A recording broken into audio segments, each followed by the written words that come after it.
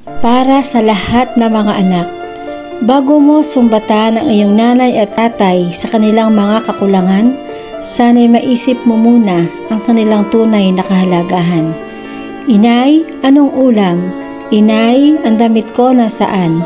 Mga tanong na kalimitang napapakinggan sa mga anak na may tono pa ng kalakasan.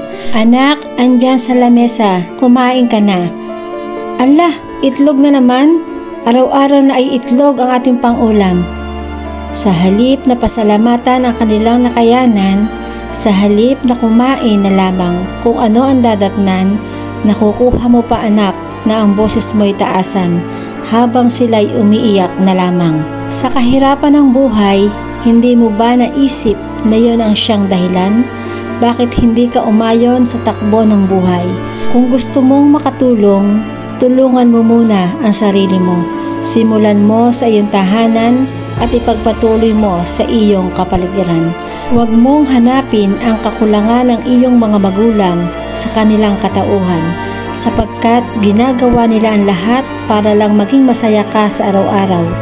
Kung naisip mo bilang anak na bakit sila pa ang naging mga magulang mo, ang sagot, dahil napakaswerte mo. Wala man silang yaman na maibigay sa iyo, pero ang pagmamahal nila ay buong-buong iniaalay sa iyo. Kaya naman, kung ikaw ay isang anak na natatamaan nito, pakiusap, wag na wag mo silang sisigawan at susumbatan sapagkat kayo ang kanilang tunay na kayamanan.